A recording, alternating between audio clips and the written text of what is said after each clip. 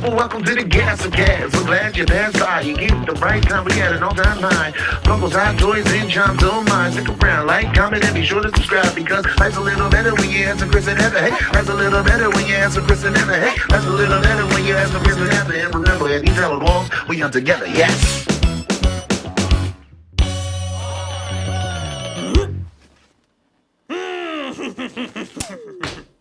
A couple of weeks ago, Chris, Max, and myself went to the Monroeville Mall in Pennsylvania to attend the Living Dead Weekend. The Living Dead Weekend is a con all about Dawn of the Dead, Day of the Dead, Night of the Living Dead, and everything else that's dead. It's a horror convention, and horror conventions are really awesome, but this one's even better because it takes place in the mall that was from Dawn of the Dead. That's right, the mall from the 1978 classic, Dawn of the Dead. I've been wanting to visit this mall for many years because I'm a huge fan of Dawn of the Dead. And finally we got our chance. Apparently they do Living Dead Weekend every single year, and I did not know about this until this year. We went there, we had a blast, and we filmed everything. After our 4-hour drive to get there, we finally arrived just in time for our tour, hosted by the amazing tour guide, Larry DeVincent. He took us on a tour showing us every single square inch of the mall. And what you're about to see, parts of the tour, along with some of the Dawn of the Dead footage to make sense of everything.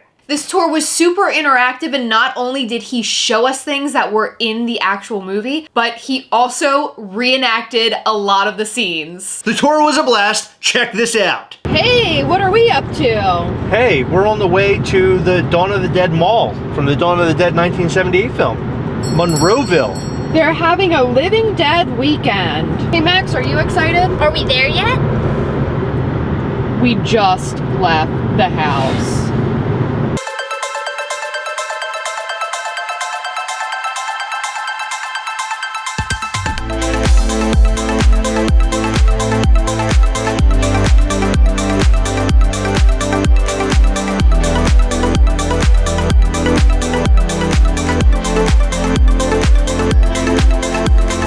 Max, where are we going? We're going to the Monroeville. What? We're going to the Monroeville Mall. Monroeville Mall. Monroeville Mall. Why is everybody going there? Because the Living Dead, Night of the Living Dead was there. Dawn of the Dead. He doesn't really know anything about what we're doing. I just came here for the ride. We're at the Monroeville Mall.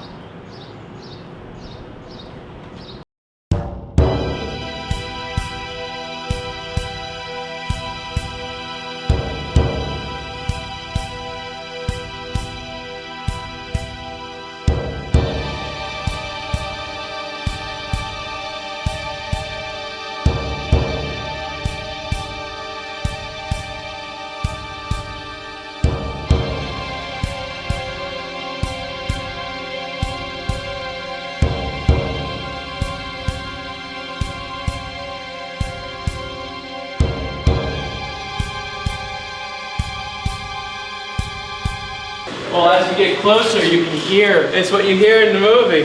Wow. That's awesome. I like that grin, man.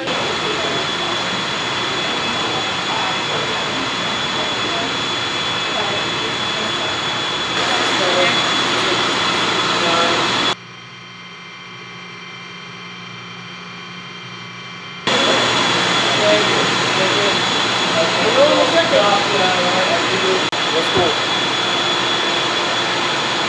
The Johnson Control Center. Keys to the kingdom!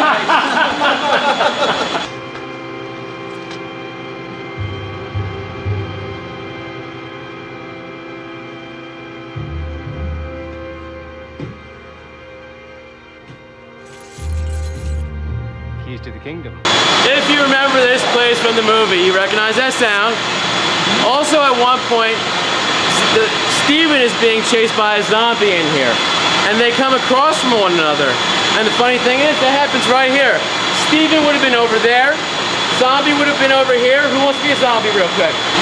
Sees the zombie, and they come and meet around the corner. Quick, quick! Steven's got no bullets, so he runs off. Ah!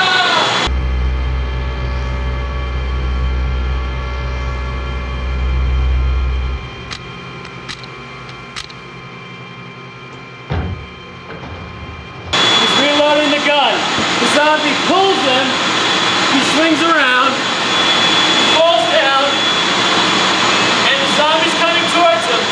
Quick, quick, he's got a bullet in the chamber. Boom!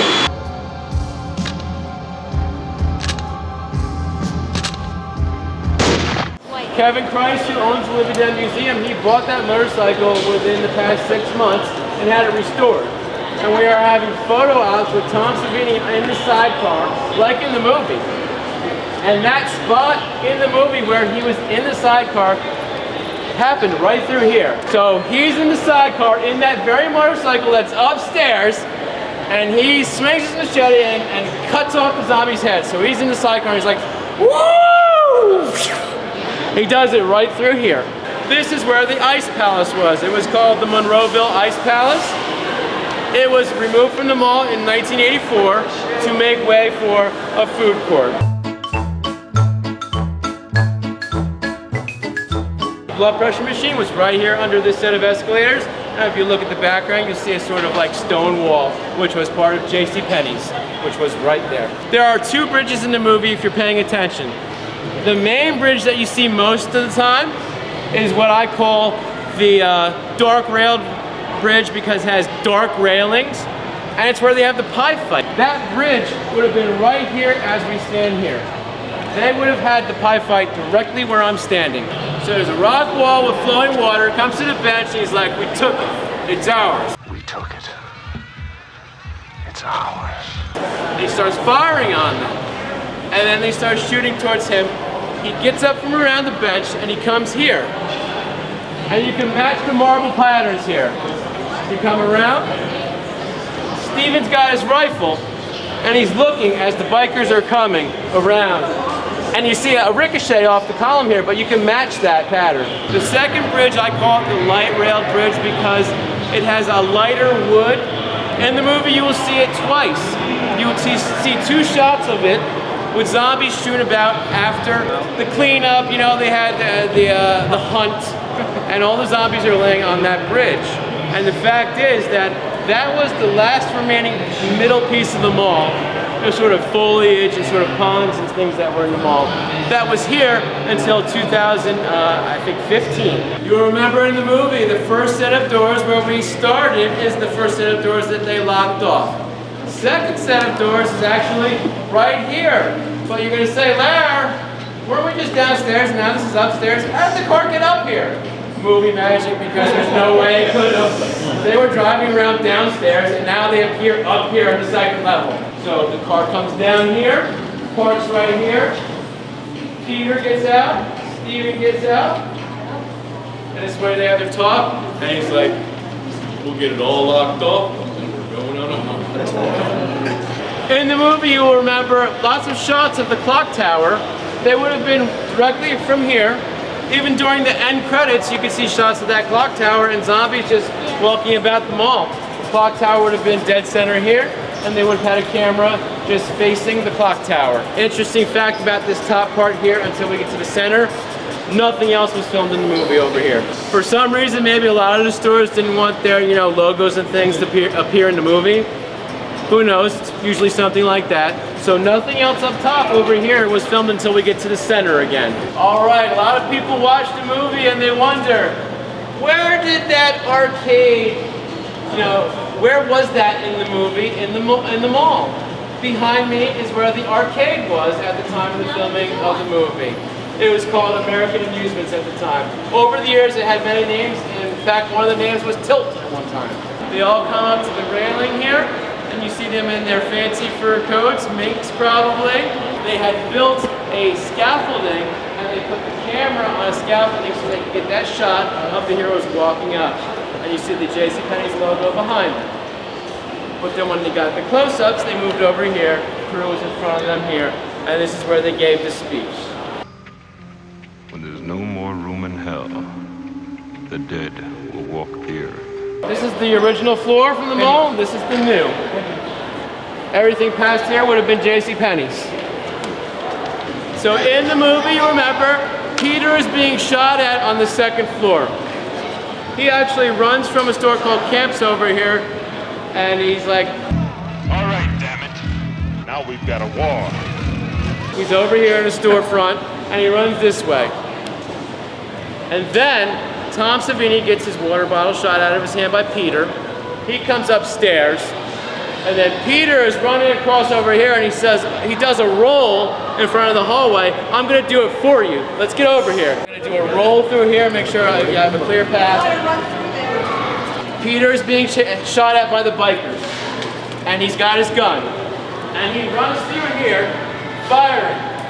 Boom, boom, boom. Tom Savini's coming, and he goes.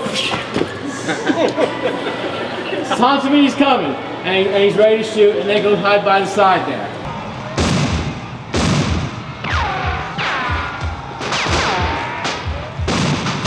Peter gets up, and he goes down the hallway. Thank you. Funny thing is, I never planned to do that on the tours, but then we had a photo op here with Ken, Scott, and Galen in 2017.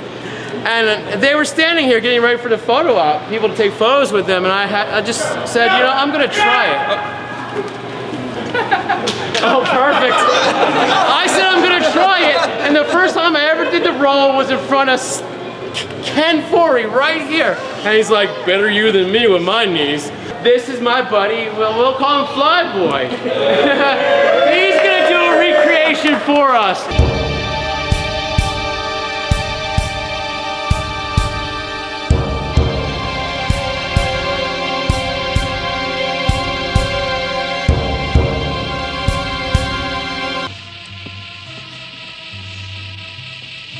This is the main hallway that you see the heroes enter from the back areas of the mall to the main part of the mall, all through the movie.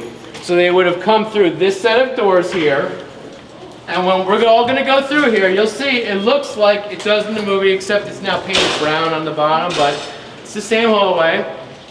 It's supposed to lead to their hideout. Of course, it's more movie magic. If you follow the logic of the movie, they're upstairs, they go through the control room, and they come through the hallway and go into the mall. And as you now know, all these places are in different spots. Flyboy also returns as a zombie down the hallway. He leads all the zombies to here where they had built the fake wall, and he claws at it, and they all bust through the wall and go through this hallway, which is supposed to lead up to their hideout, which it doesn't. Also, of course, when Peter is being chased down the hallway, he goes up into the ceiling. Tom Savini comes after him, and he goes to the ceiling, closes the screen, and Tom Savini has his sword and sticks up there. He's like, I see you!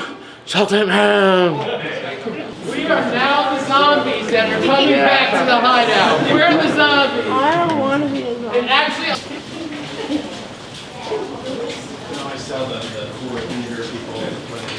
if you follow the logic of the movie, you remember they go from upstairs to the control room, to this hallway, to the mall. And you will see them come out of an alcove. But if you look at the movie and you try to match up what you see, you'll see an alcove down there. It's too far though, because you see in the shot when they come out, those like fuse boxes and stuff like that. And they're very close to the alcove. That one's too far, so it had to be around here. And then if you look close, I discovered you could see where the alcove was filled in here. Because this is not the original wall. This is new sheetrock. It's not even painted where the rest is painted. So then I also looked at the movie closer, and when Steven comes out of the alcove, you see written on the wall, B&B. And when I looked at the old directory of the mall, there was a store in this spot called B&B. So you know that this is the exact spot where they had the alcove. It's just been filled in, and they would go into the mall from here.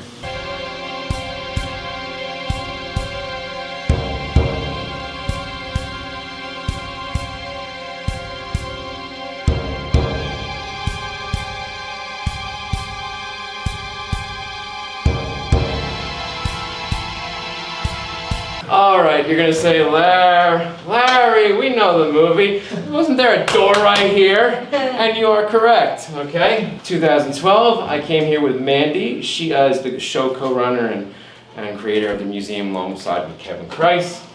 And it was her birthday, and we went to this guy in the control room who had worked here since the movie was filmed. This guy, Bob. And we said to him, do you know where that stairway is that they used to go up to their hideout in the movie? And he's like, sure, want me to take you? We're like, yeah. So he leads us through the hallway, through the Army recruiting station. He takes us in here and he tells us that this is the stairway, as you can see, same colors and everything. But to clear up that point, he said this was originally the main mall offices in here. It didn't lead to their hideout. That was actually a set built in downtown Pittsburgh, a couple buildings away from George Romero's office building. So it was the main mall offices, and they moved them at some point elsewhere, and they made this a leased space, and they did not want the door to lead into that space directly, so they moved it here to go into their lobby. And then to further prove it, you see that all the cinder blocks are uniform in this as they built it, but this does not match. You remember the scene when the guys are in the mall, Steven's asleep, he wakes up, runs down. Fran runs up to the railing and she says, "Steven, for God's sakes, let's get up to the roof." And he's standing there and he says, "We can't leave those guys down there." All dramatic. Stephen, don't go down there. Stephen, for God's sake. Let's get up to the roof. We can't leave those guys down there. Some people have already realized this over the years, but there is only one store left in the mall that is still in the exact same place as it was in the movie, and that is right here, Naturalizer Shoes. There are other stores in the mall still represented that were here at the time, but they're just not in the same place. Like for say, I know JCPenney's is down, it's at one of the ends, and you know it moved from what was in the movie. The only thing still in the exact same place is Naturalizer Shoes. And then furthermore at this spot, you remember in the movie, after Peter goes into the ceiling and he's firing at them, Tom Savini's out here and he shoots them. Tom's on like sort of a bench over here and there are zombies coming towards him. He sticks one in the throat with his knife or sword and Peter shoots at him and he dives over this, goes over this railing here. Directly above us is where the helipad was, where they would land and take off the helicopter. So then, of course, you know at the end of the movie, the helicopter lifts off, the zombies are reaching for them, and you see this view of it going off into the distance. That's the end of the movie, the music swells up, and that's the end of the tour. Thank you all for coming.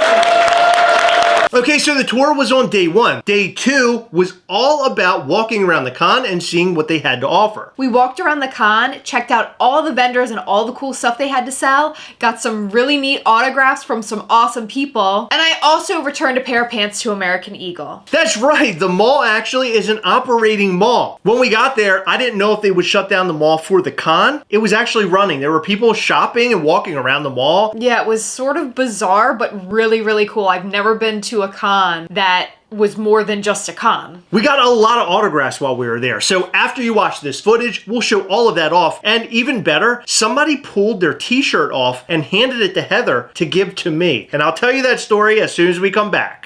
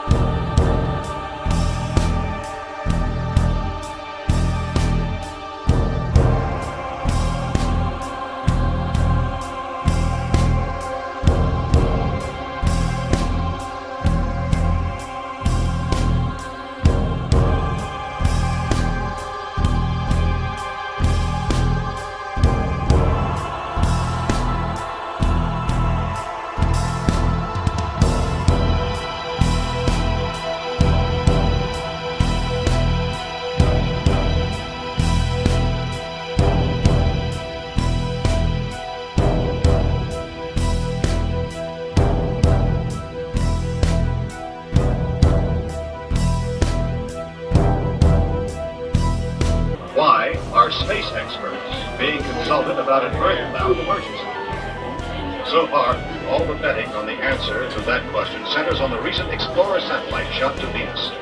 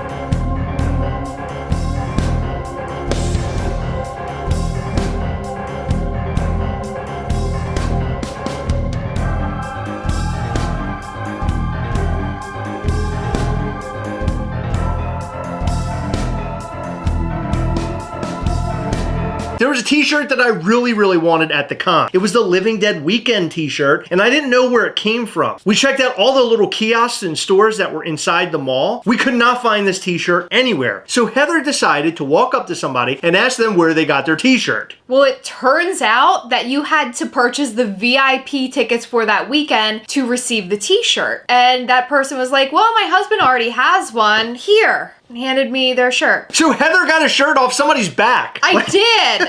And crazy. it was so sweet of her to do. And I did not expect it. I was just like, where'd you get it? And I was going to tell Chris, hey, you should have been a VIP because you're never getting that shirt. And all of a sudden, here you go. And then she spent the rest of the con walking around in her bra. She did? No, she had a t-shirt on underneath.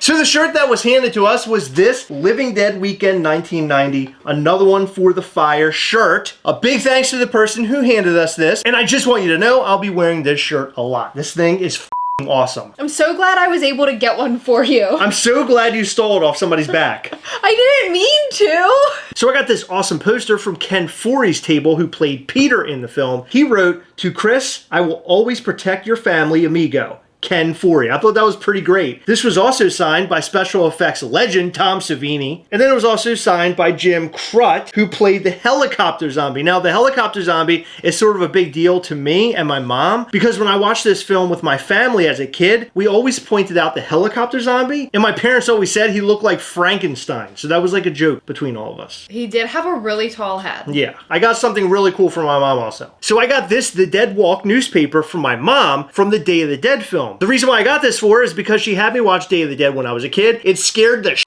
out of me. I was sleeping underneath my mom and dad's bed for like 6 months. How old were you? 17. But that doesn't matter. Okay. So since my mother couldn't go to the Living Dead Weekend, I thought this was the perfect souvenir for her. Hey Mom, you scared me with this movie. Here you go. I thought the zombies were gonna get me while I was sleeping. Thanks. So this was signed by Tom Savini, Greg Nicotero, and also Anthony DeLeo, who played Miguel in the film. He's the guy that got his arm chopped off in the movie because he got bitten. Do you remember that? Yeah. So I think my mom's really going to love this. A big thanks to Larry, the tour guide. He was selling these newspapers at his table, and when I saw a bloody one, I knew it was right up my mom's alley. So a big shout out to Larry. Another really awesome person that we met was Bill Moseley, who plays Otis in House of a Thousand Corpses, and Chop Top from Texas Chainsaw Massacre. I saw this poster and I had to have it. It says, "To Heather, this blood is forever," and then he signed it down here. That's awesome. Isn't it awesome? I love this poster. I need to get a frame for it. I have not done that yet. I've just been lazy. I like how he signed it in a different color than what he wrote up here. He did it because he's awesome. Yeah.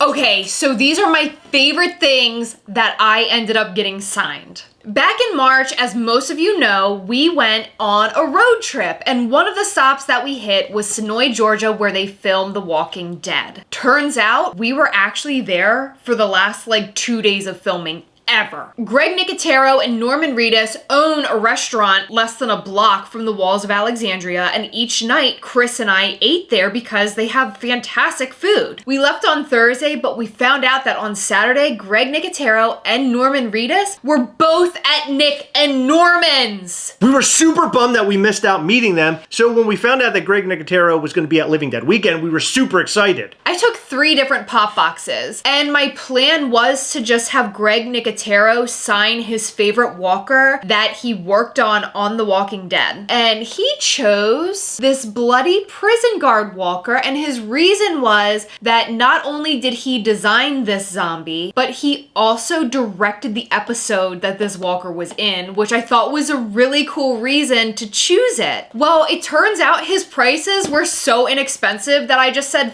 it, sign all 3 of my zombies. He signed my bloody prison guard walker, my burning walker from SDCC a few years back, and my bloody RV walker. So now I have 3 Nicotero zombies signed. What's really cool about Greg Nicotero is that he signed stuff for free for kids. So he actually signed a picture for my son while we were there completely for free. Most actors and actresses will not do that, and he said he does it for the kids. And I thought that was pretty cool. He was like, this is how it should be done. A big shout out to Greg Nicotero. You are awesome. He was probably my favorite person that we met that entire day. Absolutely. Everybody else was great too, but he just really stood out for me. I agree. Everybody that we met during the con was really great, and I love that the con was so small, it was easy to get around, and it was easy to meet people and get autographs. One really bad thing about going to the larger cons is that you have to wait for many hours in order to get autographs. At this con, I think the longest we waited was like 5 to 6 minutes. If that. So a big shout out to everybody who runs that con because you guys did an amazing job. I can't wait to go next year. Wait, you mean that I have to sit in the car for another 4 hours with you? So after we got done with the con, we decided that we were going to go to the airport as seen in Dawn of the Dead. When we arrived there was already a couple people there taking photos and things, so we figured that it was okay to go on the property. I didn't know if we were going to find ourselves in trouble. The fence was open. But we went down there, and this is exactly what we saw.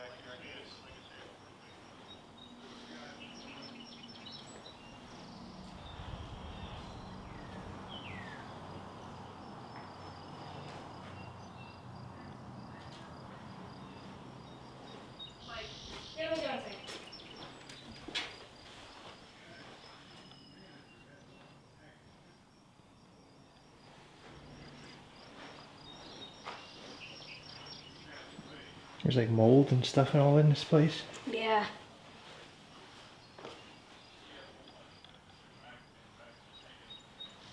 This is the airport from Dawn of the Dead 1978. There's like mold all inside this place. Ew. Yeah, it's bad in here. Whoa. I wonder what's in the hangar.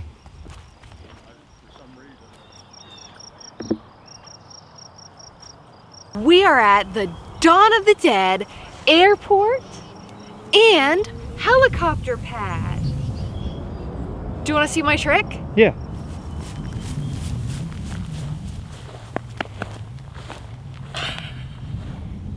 That's your trick?